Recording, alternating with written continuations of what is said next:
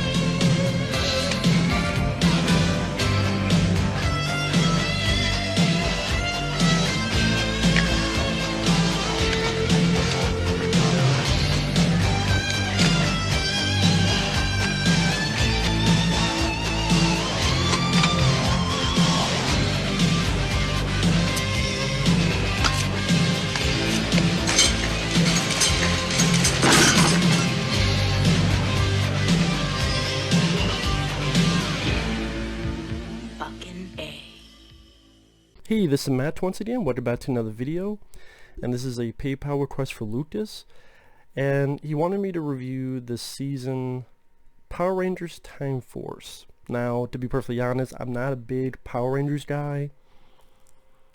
I didn't grow with Power Rangers too much. I would see them every once in a while, but didn't really follow them. In fact, as a kid, I'm like, wow, these guys replaced the Ninja Turtles. That's kind of what happened. The Ninja Turtles were the hip thing, then Power Rangers were the next hip thing. Oh, well, Ninja Turtles are old hat. Power Rangers are the new shit. And I'm like, oh, fuck you, Power Rangers. You know, that sort of weird mentality. And I would catch every once in a while, I'm like, don't think this is for me. And I believe I have reviewed the live action films. The 90s Power Rangers, Turbo Power Rangers movie, I didn't care for either one of them. And then the 2017 Power Rangers, I actually didn't mind for what it was. I didn't, maybe because I'm not a big Power Rangers guy, so I didn't mind that for what it was trying to do and building up these characters, things of that nature. But apparently this is supposed to be one of the best seasons of the show. Because what they do is they shoot a bunch of stuff overseas. There's a show overseas, Super Sentai. When it gets over here, they just film the American actors doing stuff, and then reuse the footage of the people fighting, because hey, it's people in costumes, people won't notice, and they're more,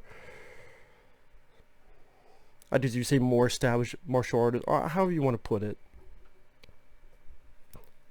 And so with each season, it's like a different cast each time. I mean, I think the original is like maybe 2-3 seasons. But then it's like, okay, now we got this new cast of characters. And they're in space, or they're animals, or they go to the fucking Ice Age. I don't know what the other ones are. One's like Dino Thunder, one's in space, one's in Krypton, I don't know. But that's not to discount it.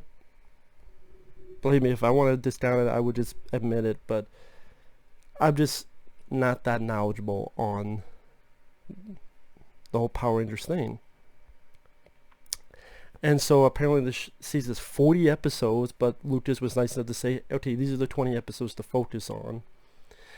And at the end of the day, it was an interesting watch. I didn't hate it. It was an interesting watch because, number one, Vernon Wells is the bad guy.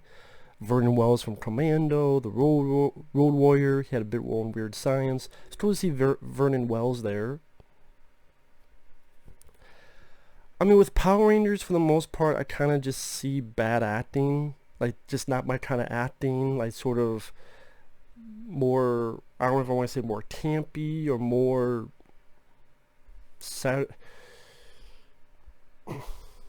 I mean, I would even put Saved by the Bell actors above the people in these shows.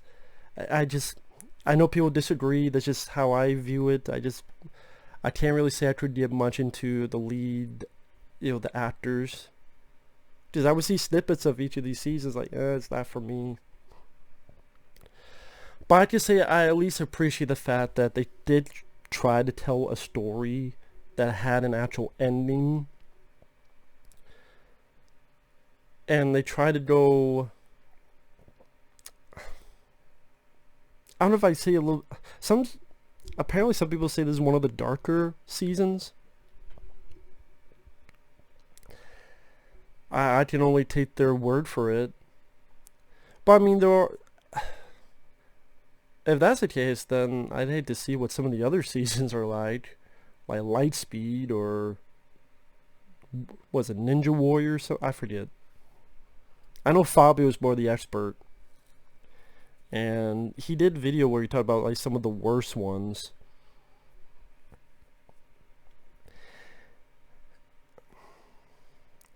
At the very least, it does tell a story that seems fairly consistent throughout the season, meaning that there is actual arcs, as in there's actual development of a story.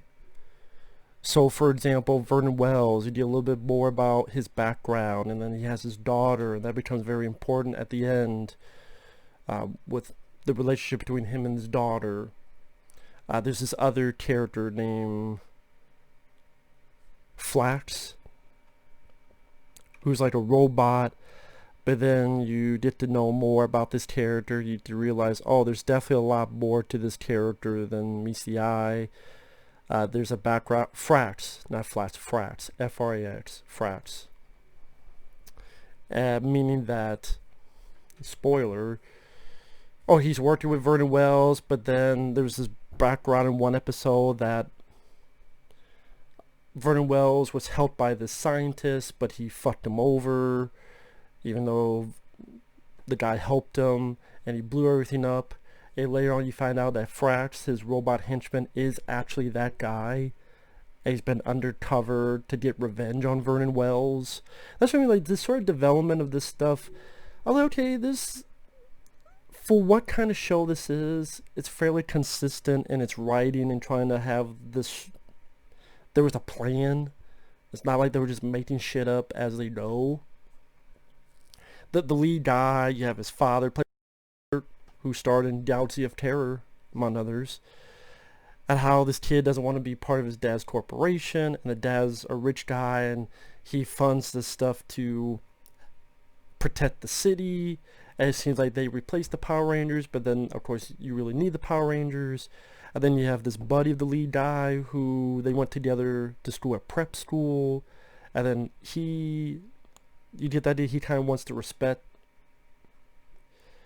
almost like a Peter Parker, Harry Osborn thing, where he wanted more respect, but then Peter Parker was getting more respect, kind of here, like, he wanted more respect, but the lead guy seemed to be getting more respect, or felt like, well, he's getting more of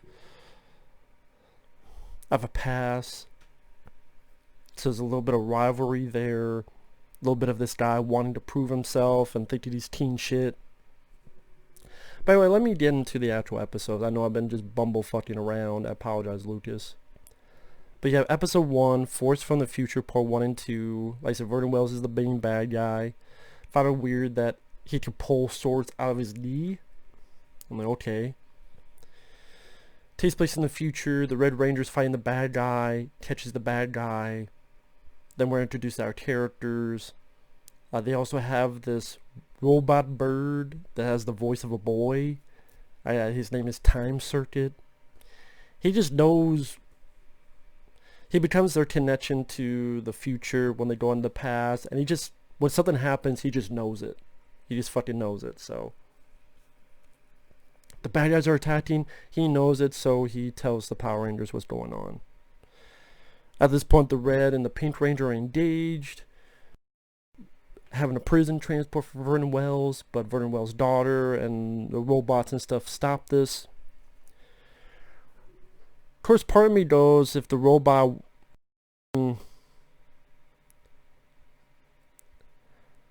If the robot wanted revenge on Vernon Wells, why didn't he just let them take him to prison and stop the daughter? But I guess, you know, there was more that he wanted to do. I guess technically he wanted to go back in time and also fuck shit up as well. So I guess I answered my own question.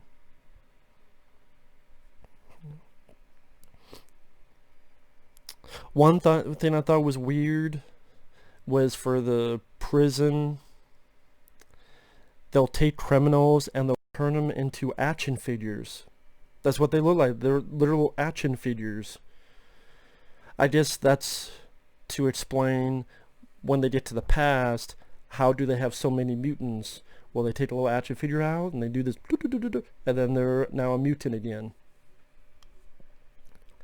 I just found that weird when what did he turn to a fucking action figure? Oh, okay, that's why. So the daughter gets Vernon Wells out, they're escaping, and Vernon Wells kills the Red Ranger. Hits him in the back. Granted, Vernon Wells is like slowly pulling out the sword. You would think the Red Ranger could just run away or duck or move, but no. This is how fast Vernon Wells pulls the sword out, and the Red Ranger's just standing there. Kick him in the nuts or something. But whatever. He needs to die. And the Pink Ranger's arms. They go back to 2001. Ship gets fucked up. Their morphers don't work. This is kind of a bad programming on the Power Rangers Power Rangers tech program. The morphers don't work. It can only work when the Red Rangers works. So we need to get this on someone who has the DNA of his to make it work. I'm like, well, that's bad fucking programming. Why wouldn't it be so that any of the Power Rangers, if you're a Power Ranger, should be able to work? Not, it totally worked if the Red Rangers works. Like, yeah, that's weird programming, but okay. I mean, the action scenes, the fight scenes,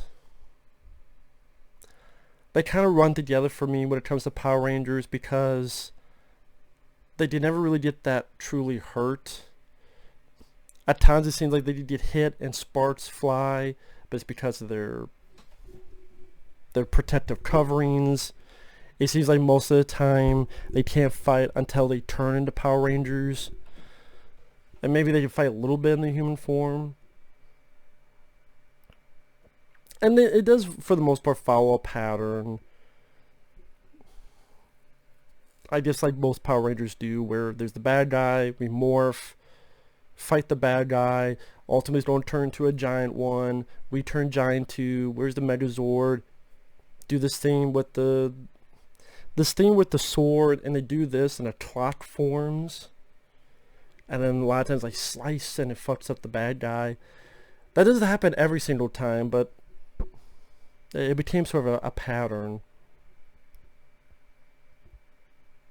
I guess it's one of those things when you watch this back to back to back, sometimes the accuracy's got a bit routine and repetitive for me.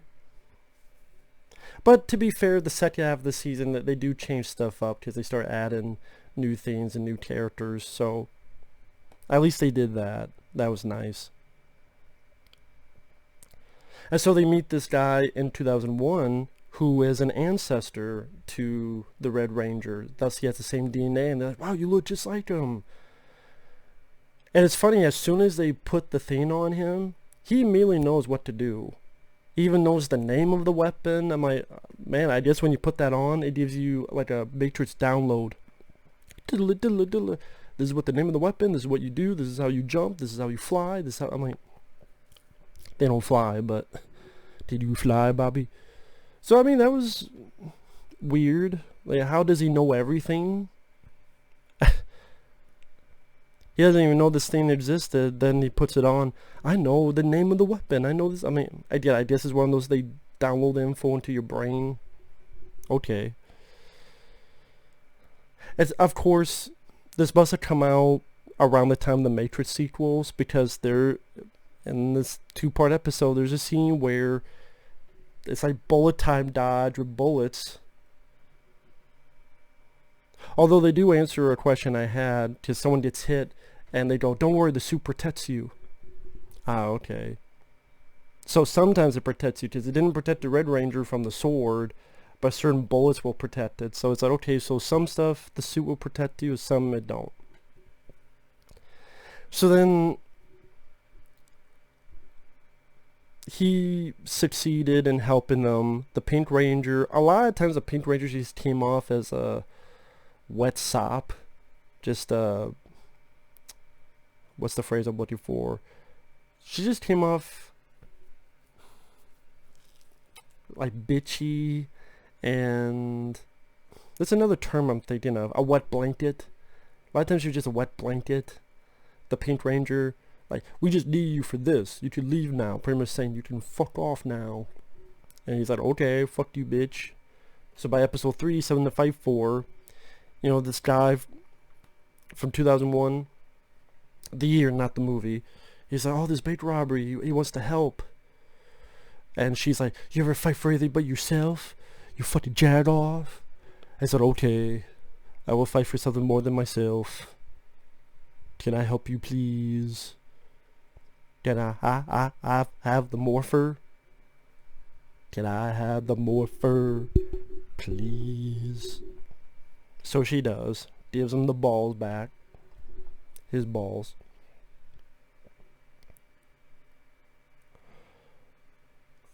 I guess with these mutants, if a circuit gets exposed, they can grow. I find it weird that with the Megazords, each time the Megazords come in, it's from the future. Because there's even a conversation for the people of the future. Oh, let's go back and help them. We cannot. So I'm like, wait a minute. How is it that you can't, but you can send the Megazords through? I must have missed something. Someone's going to have to explain to me. Why is it that all the time they could send the Megazords from the future to the past, but they can't send anything else? Can you put people in the Megazords? Like, can you, okay, let's put an army of people with high-tech weapons into the Megazords. Wouldn't that be able to send them back then? If the Megazords can be sent from the future, can't you just put people in them that send them into the past? I meant that, not the future. Into the past as well? I don't know. Oh, speaking of Matrix, again, this must have been when the sequels came out. I would not be surprised. There's a shot where the mutant and the giant Megazord, you know the scene in the first Matrix and the subway with Neo and Agent Smith when they both jump and the camera twirls as they're shooting, as they're jumping towards each other? They do the same shot in this. I went, I knew that looked familiar. They don't do a lot of Matrix stuff afterward, but I guess they had to get out of their system for the first couple episodes. Episode 4, Rancic lives. Power Rangers need a place to stay, so they stay at a clock tower. They need to get jobs to have some money for food, so like 2 of them get jobs painting. These bad guys take over a radio station. And then they're like trying to make you feel a bit sorry for Vernon Wells. Like, it wasn't right for people to turn away from you, but revenge isn't the answer. I guess that's maybe the lead up to the end of the show. I will admit, part of me was like, you don't go with that whole Spider-Man, like, oh, the villain, you're supposed to a humanized villain. I'm kind of 50-50 on that. Part of me is like, it's Vernon Wells. I think he works best as, you know, commando, road warrior type of villain, where you just want their comeuppance. But because it's a show more for kids, I get what they're going with. I'm sure maybe Vernon Wells appreciates, in a way, a villain that has a little bit more to his character than just a one-dimensional evil, hate everything. But I don't think they did a lot of that in between. Like, they bring it up here and then kind of at the end. I don't remember a lot in the middle detailing that. Because when I got to the end, I'm like, okay, that's where we're going with. So I think most people liked it more than me. I'm like, I'm not 100% sold on it. And this is where, even by episode 4, okay, the battles, especially at the end, they kind of look the samey. Kind of looking like the same, like, okay. See, then he wanted me to talk about episode 6, Party of the Ways. That actually begins with a big fight. Kind of like the end of the previous episode I talked about. Where punch combo, baddie flies back, slices him with a sword, boom boom. They always go, your time's up. And they show like a clock and then... But I will say, at least in the second half of the season, they do change it up a bit. But I guess one of those, when the show came out, people were watching it once a week. You know, and they're more for kids, so they wanted that familiarity. And, I mean, I can understand that. I enjoy the A-Team. That could have a pattern through a lot of the shows. And many other TV shows you could mention that there's a certain pattern to them. So it's hard for me to dog on it too much on that. One thing that happened with this episode, I know they're not called putties, but like this season's version of putties, they're like giving Vernon Wells a massage, and he's like, harder, and then of course they fucked it up. I don't know why that stuck in my mind. Just how many times you see Vernon Wells getting a massage from two robots. In this episode, the school bus is held for ransom because they want $10 million. I don't know why the bad guys need money. Doesn't seem like throughout the show they ever give a shit about money, but apparently here they care about money. Why do they care about money? It seems like within the year they want to just fuck up the world, so what's $10 million going to do? Won't they just steal whatever they wanted? What they don't buy for $10 million? So I just found it weird, like all of a sudden they want $10 million. I'm like, for what? Pretty much it's just there for the main character. I think his name is Wes.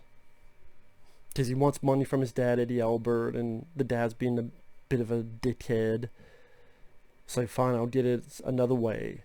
And he tries to pay the ransom. Of course, the bad guys are liars. Go figure. They're bad guys. And I think what it is with me and Power Rangers, it does have quite a bit of a campy vibe. Like, hey kid, hit a homer, and throws a baseball to a kid after he fights the bad guys and saves the day. Some people are more for that. I just, as I'm watching, I'm like, okay, I kind of appreciate the fact they are, if you watch the whole season, they are telling a story. I say a consistent story, like, okay, they're doing this because him and his dad have friction, which will then lead to him living with these guys in the clock tower, which will lead to them bonding, which will lead to later on when the Red Ranger who was killed because they altered the timeline, he's come back and now he's alive, but now he's a harsher asshole of a leader. So then these guys are mad about that, and they're angry about that.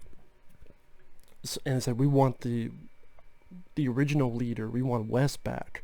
I seem like they're doing something that will at least lead to other stuff for the most part. So I think it's stuff like that where people consider this one of the better seasons. If that's the case, I can understand that. And the acting, I mean, I'm not big on the acting, but I've seen a lot worse. I can say that I've seen a lot worse with acting. So again, as I'm watching, at least it's not. It seems like whether you like or dislike it, they had a direction they were going in, and I can appreciate that. I really can. Episode 9, the Time Shadow. This is when Eddie Albert, the dad, realizes there's more shit going on, and he's rich, so he's developing a tank to fight these mutants. Which to me, I appreciate the fact that, okay, this world knows there's shit going on. They're not just oblivious about it and do nothing. It's like it's kind of like in a Godzilla film. We want to have our own, so they make Mecha Godzilla. At least in the 90s Godzilla films, they did that. So we're going to make our own Mecha Godzilla. So in here, they make their own tank, their own weapons. And they do put in stuff that will lead to later, like this mysterious figure sends this thing called the Time Shadow Megazord. And I didn't watch the show. Another thing I didn't appreciate is a lot of practical. Now, they may not look great because it's not high budget. It's a low budget TV show. But it's still that charm with models. Still that charm with, costumes of the Megazords and the mutants. There's still that fun practical effect charm. So like you have this shot where this one Megazord, it's nighttime, there's searchlights cascading over the Megazord, this time shadow.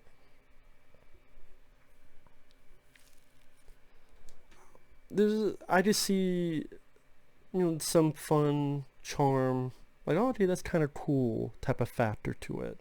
That one bit looked kind of neat.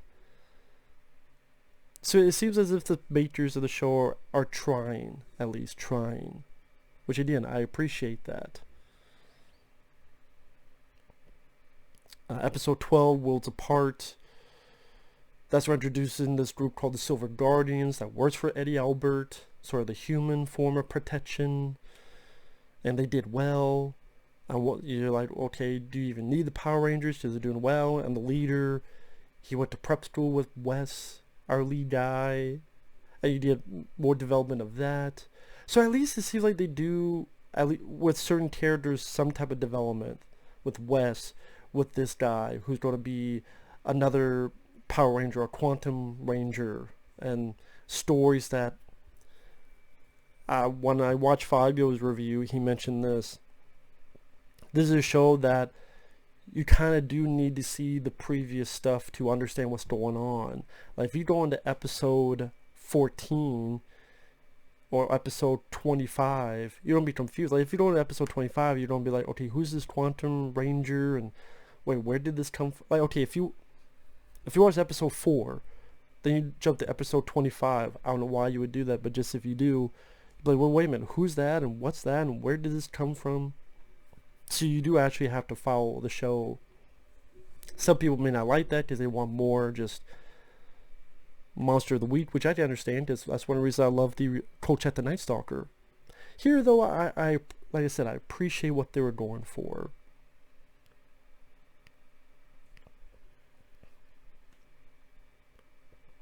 And this is when they're doing a little bit different with the battles. Like instead of the sword, this big force blast gun to turn this creature back to an action figure. And then with the Quantum Ranger, he has this Quantosaurus Rex, this Megazord, which fires different weapons. The Quantum Ranger, when he comes out, he's pretty much a badass. Like, he could do all this shit by himself, it seemed like, because he's got all these guns, and then even the other Power Rangers like, wow, he's so powerful. Because in the Quantum Quest, when they're trying to... With that episode, one of the things I noticed that I know they're not called the putties, but the subordinates of the bad guys, they do this thing that looks like they're doing jazzercise. Like they're like... They keep doing this a lot. I don't know what the deal is with that. It's like, what's with the jazzercise? This vertical, or whatever the hell song it was. So then, but that's the episode where the leader of the Silver Guardians, Wes's buddy, he gets the thing, becomes the Quantum Ranger, which, like I said, he's able to fuck shit up. He fucks up the bad guy with his gun sword combination without the bad guy having to grow big.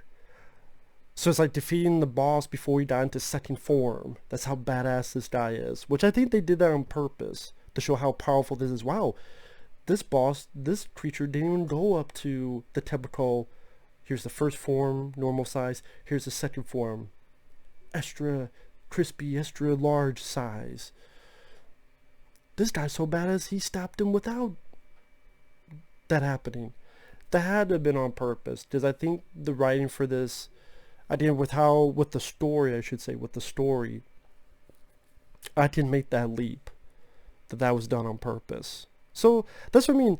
As the show going on, it did me more and more interested, because it's not treating me as an idiot. It's actually, okay, there is a point to this. There is an actual story to this. There's an actual thing they are telling. It doesn't seem like they're just making a ton of shit off the top of their fucking head. Like I said, I appreciate that. I really do. I'm going to keep mentioning that. Episode 14, Clash for Control. The bad guys want to... Okay, you have the Quantum Ranger. Now they want his Megazord, the Quantosaurus Rex. So, oh shit, got back in time. Almost eaten by an actual T-Rex. Which the effects on it, it's not the worst I've seen for a TV movie. You know, not even TV movie, but an episode of a TV show. I've seen much worse. And then they get that Megazord. Like I said, the model work, explosions. There's some fun stuff. Again, in this day and age where so much stuff is CGI. And if you did that stuff, it'd be looked at as cheesy or corny. Like I said, there's some charm to it. That's why a lot of people like the older Godzilla films and the like. Is for that fun, physical practicality charm to them. That people extensively put their blood, sweat, and tears into these buildings, which then they explode or they get crushed, smashed. And I mean, yeah, I could go into certain story logistics. Do I really want to do that with Power Rangers? Like in Clash for Control, this is a bit where the Red Ranger and the Quantum Ranger, they're having this fucking pissing contest. Not actually, not literally, but where they're fighting over this thing. It's like, people are dying, or you know what, people could die. You guys are having this fucking bitch fest fighting each other. Get over it. Come on, Quantum Ranger, don't be a fucking douche. But I guess it's one of those things where you had to have it in order to do other shit. Other episodes, you get a bit more into the villains. Like Frax's Fury.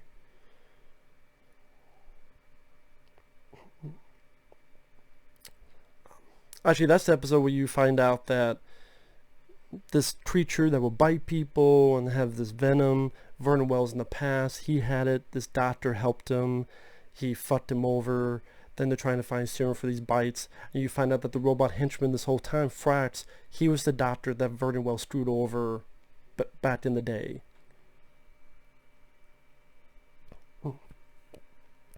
And actually, this medicine that he needs, Vernon Wells needs, the robot destroys it. Just like, I finally fucked you over. Although later on, it doesn't seem as if Vernon Wells needs that medicine as much as he seemed to need it before. Probably missed something on that. But when that came, I'm like, oh, okay. Even this seemingly silly robot cohort of Vernon Wells, they actually gave him a little bit of a character development. They actually gave him a backstory. They actually gave him a surprise. I never would have guessed that. And so when it got to this, I'm like, oh, okay. Didn't see that coming. Interesting. See, that made it interesting. Okay. As now this robot is a lot more evil. And he's kind of becoming more of our main villain compared to Vernon Wells. So then that made it interesting because of the fact it wasn't as predictable as I thought it would be. Not bad. Not bad at all. Dawn of Destiny. You know, the characters are having fun with the Polaroid camera. The Pink Ranger, like I said, she's always a fucking wet blanket. Maybe her pink parts are too wet. That's why she's such a goddamn bitch.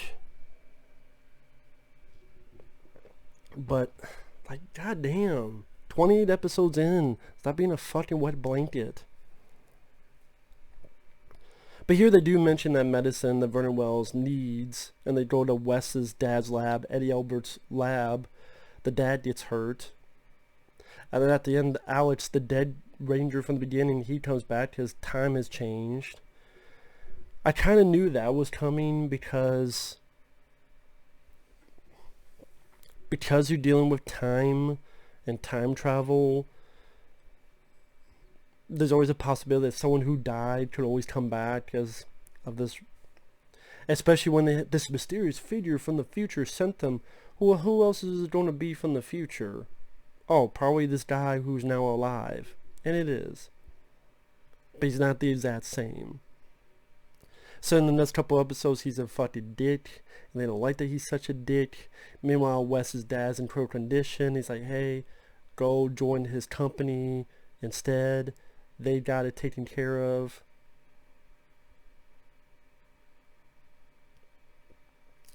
But then Wes comes back to us, you know what? Fuck what you say, Alex. I'm gonna be the Red Ranger. They don't like your sorry ass. Get the fuck our way. I'm gonna do this shit. Now I got a weird plan. We're gonna kick this guy's ass. And the plan was like, they ride the T-Rex Megazord, the Quantosaurus Rex, I'm sorry. They ride him. Then they stand on him like this Jean-Claude Van Damme and Hard Target stand on the motorcycle. He jumps over it. And it's just by jumping over it,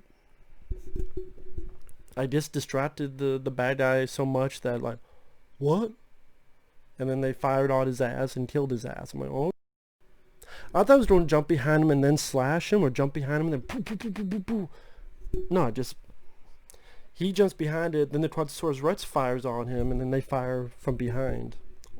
Hey, I guess it worked.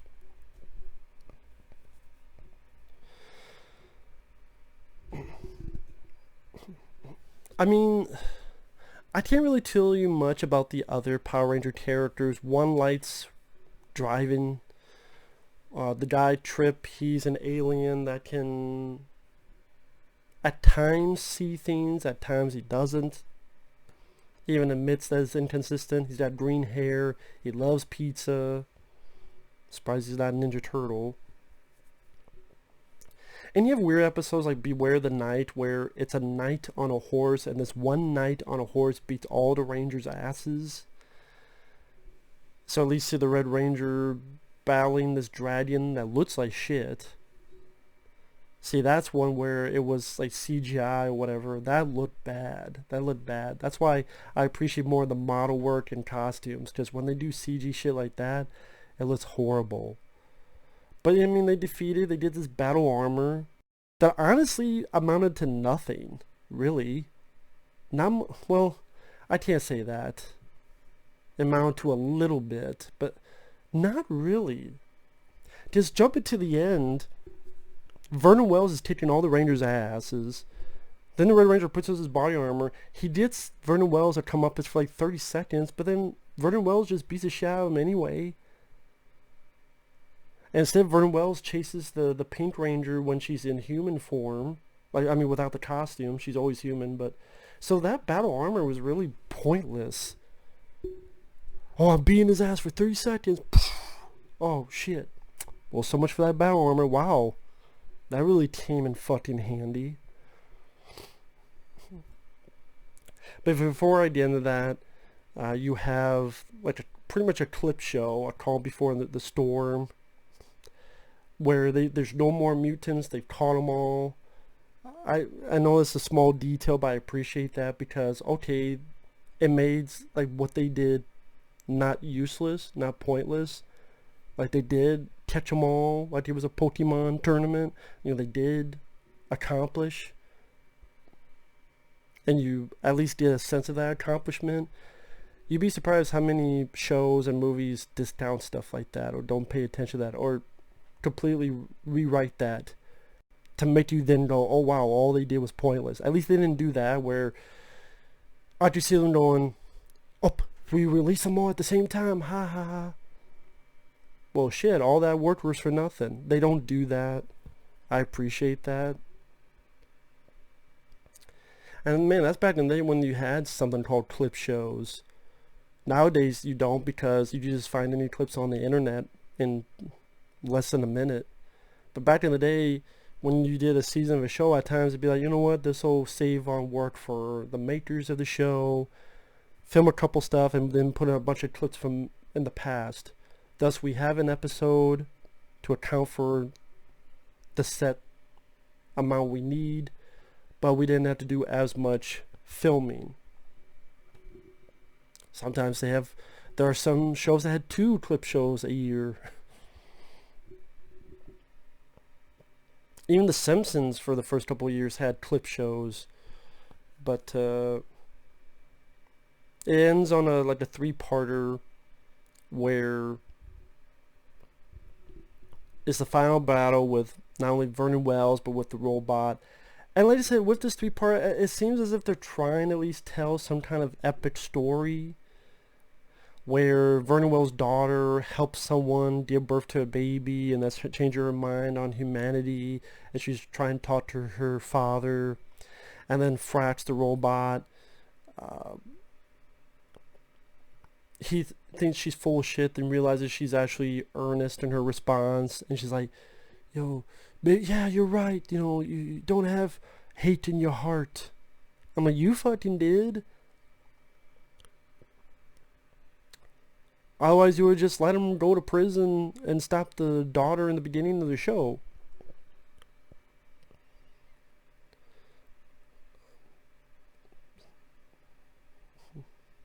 You don't have to hate, you break the cycle of hate. Meanwhile, Wes is like, hey, you guys need to go back to the future. I'll take care of this with my buddy, the Quantum Ranger. When the Power Rangers get into the future, they say, yep, they won, but Wes died. The Rangers say, fuck that, we're not letting that happen. So they go back in time anyway. They help. They stop the bad guys. They fuck up Frax. They're fighting Vernon Wells. Vernon Wells almost kills his daughter. He feels bad about that, so he gives up. And that's why I'm like, I mean, I get what they're doing, but